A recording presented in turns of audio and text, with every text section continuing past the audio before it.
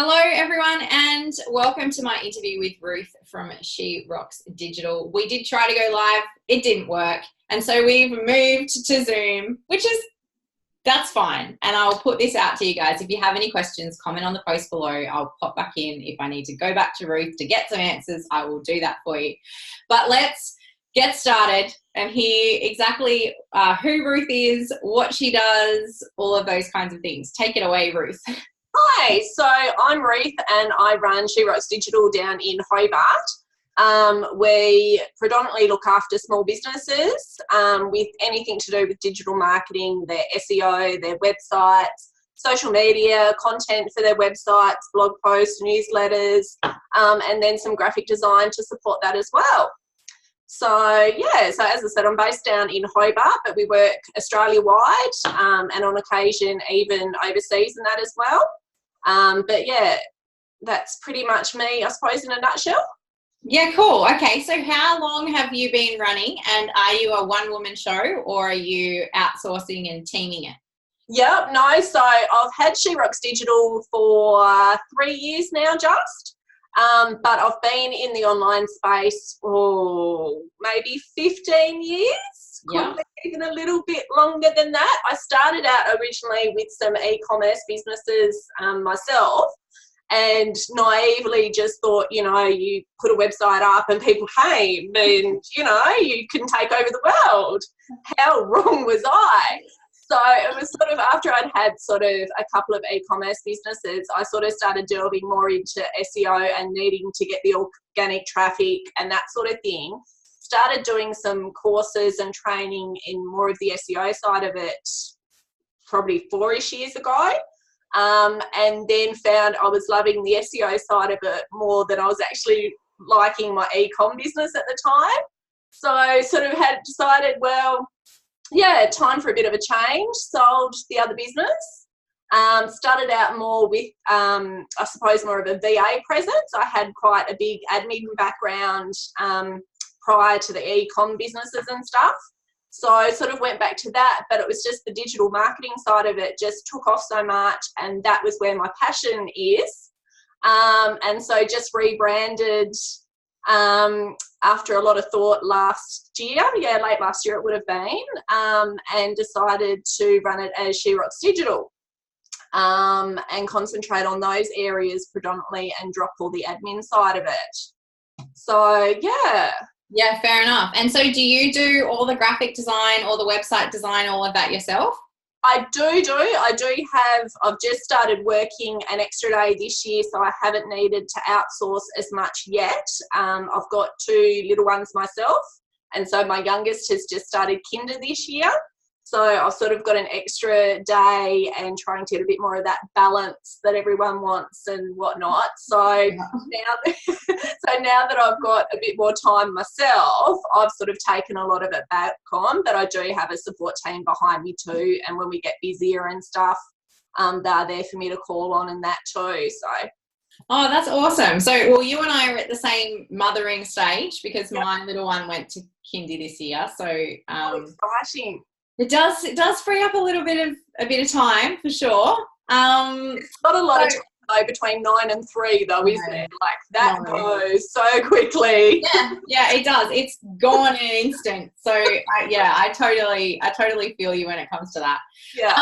So I guess it's interesting.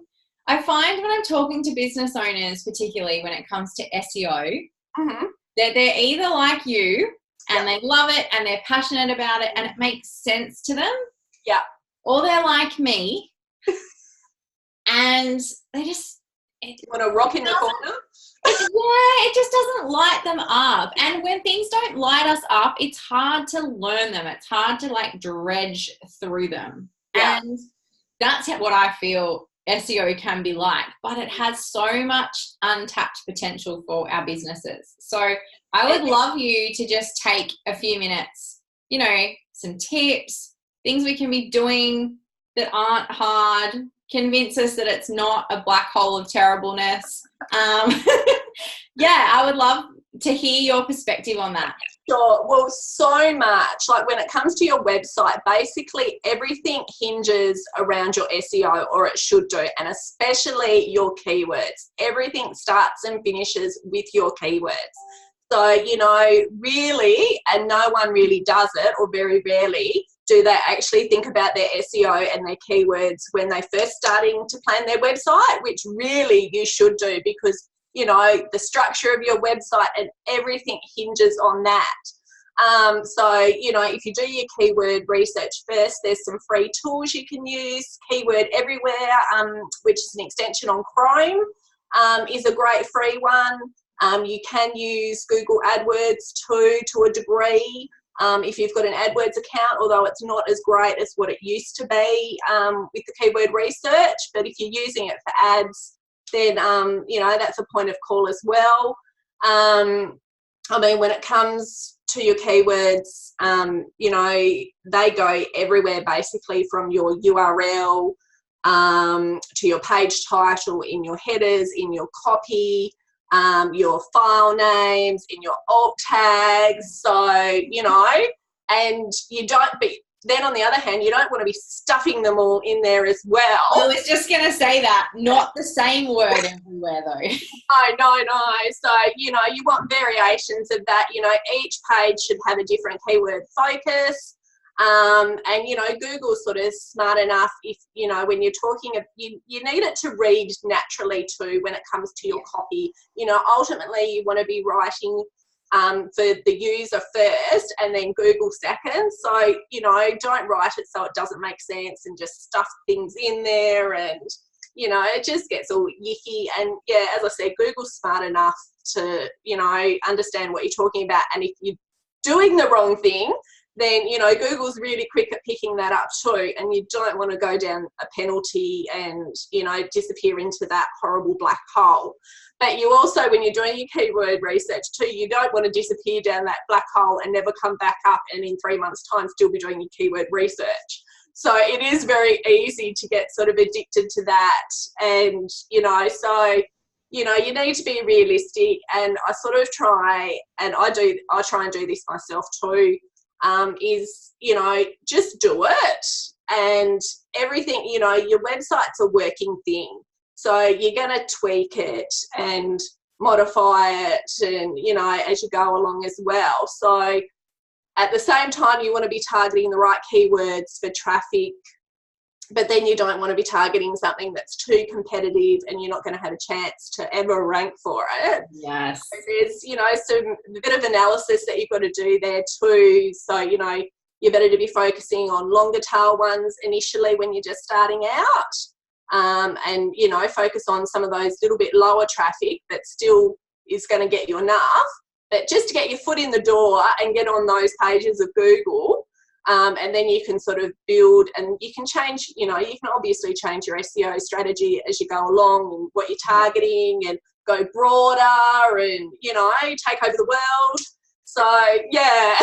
Yeah, absolutely. So can you give us a good example of short and long tail keywords? Because this is something that lots of SEO experts talk about. Yeah. And I think sometimes people get really confused as to what they actually are.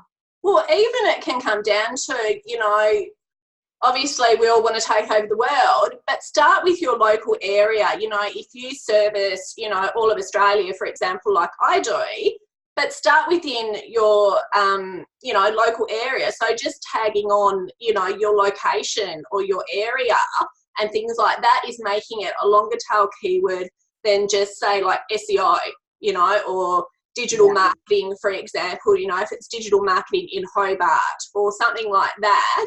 And, you know, even tagging on, tracking, you know, adding on a few more words to that as well. You know, social media marketing services or social media courses, you know, you might, you know, adding on your location, you know, things like that, rather than just one or two is quite short. So, you know, longer is better. Yeah, and I think too, like, you are just giving more information about what you actually specialize in. Yeah. And that's a good thing, because you can't be everything to everyone. That's it. And a good way to see what other people are searching for too is if you go into Google and start typing in what you think, and then it auto-populates. And then at the bottom too, you get the related searches as well. So that's a little bit of a nifty way. And sometimes just changing words around and that can have a big, difference when it comes to traffic and that as well. So just little simple things like that is quite good as well. Yeah, it really can make a difference who sees you. It can, it's, if you're an e-com that might be targeting Father's Day, for example, that's coming up, are people searching Father's Day, or is it gifts for dad, or, you need to get into the head of your buyer at the end of the day. And so, if you do that research to start with, and, it can be a big difference between Father's Day and dad. And then obviously Father's Day is probably going to be really, really competitive as well. So you've got to sort of weigh all that up. And what are your chances? What are your best chances to rank for? Yeah. And I think it's important too. I often talk to people and they don't know where their traffic's coming from. That's huge. Yeah, and we can't rely on social media to send us all our traffic, because it only sends you some traffic sometimes when it feels like working. It doesn't belong to you. All of those things that we hear. Yeah. We need to know where our traffic is coming from. So is there a way that we can know what keywords we are actually hitting? Yeah. And all that kind of thing. Yeah, sure. So a lot of people don't even know about Google Analytics, for example, and Google Search Console even, which is awesome. They're both free tools. You do need to just pop a little bit of code on your site for them to link up to each other. But depending on what platform you're on, it's quite simple, or just outsource it. It's probably a 15-minute job. But if you're having your website designed, make sure that that's a part of what you're doing, your web developer or designer is doing to start with. So many will hand them over without that, and make sure you get access to it as well. So that, Google Analytics will show you, where your traffic's coming from, your times of your day, which is really good, like if you're getting into blog posts and things like that down the track. So when, the best times to post those sorts of things are. And then as you said, you can see your keywords and what you are actually showing up for. And Google Search Console is another free one too, and it's a really good one to monitor and keep an eye on, because if there's any errors with your site, if there's any errors with your site map and things like that, that's where it will show up. So if Google's got a problem with it, you've got a problem with it.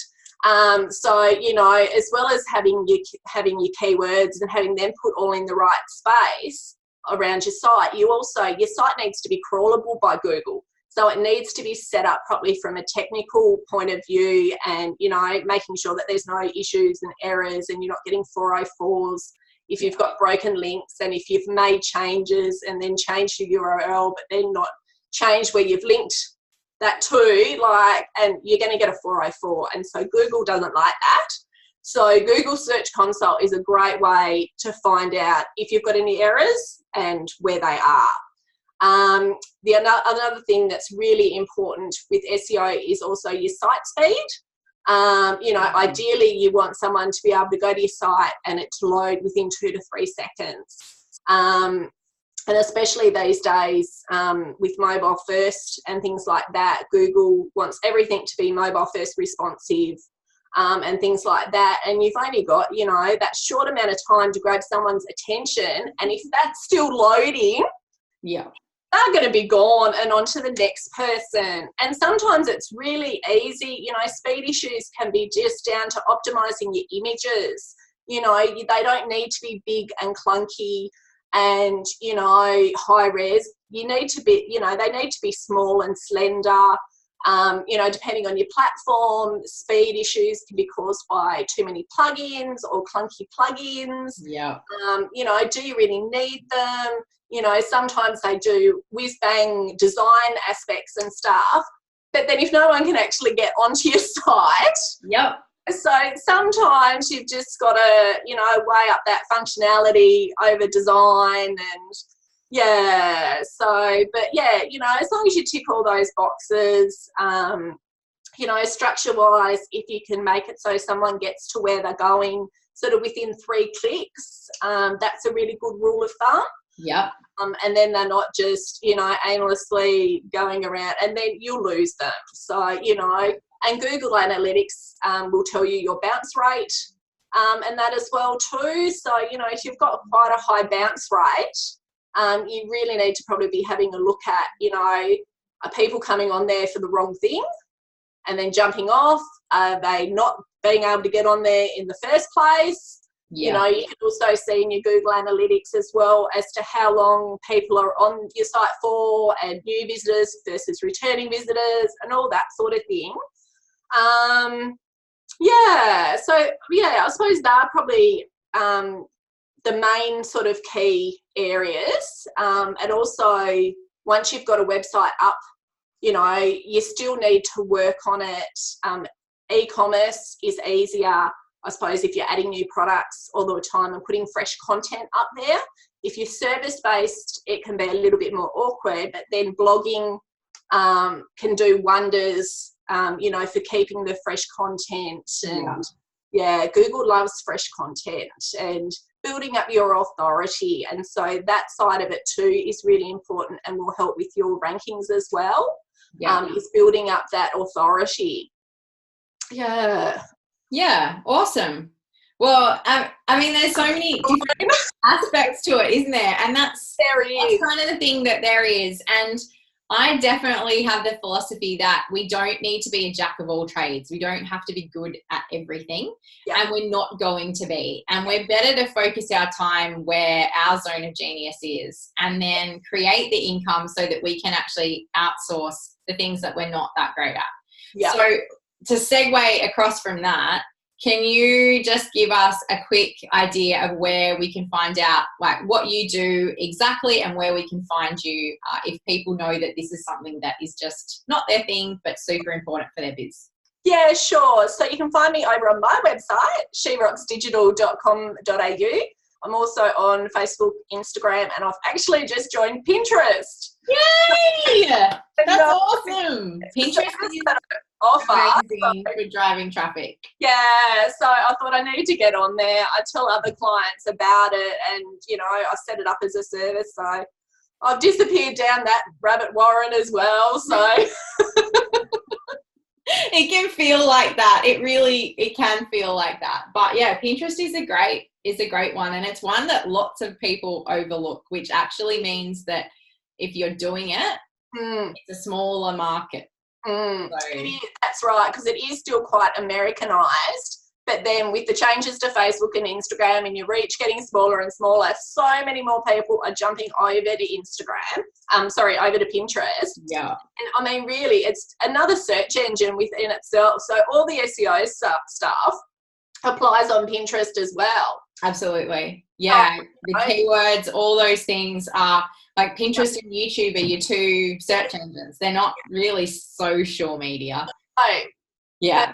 People don't necessarily look at them as a search engine within itself. So, yeah, if you get your head around that side of it, it's just, so I thought I finally started blogging for my own business. It's only taken me nearly 3 years to actually do. So, I know, it's shocking. Like, you know, do as I say, not as I do.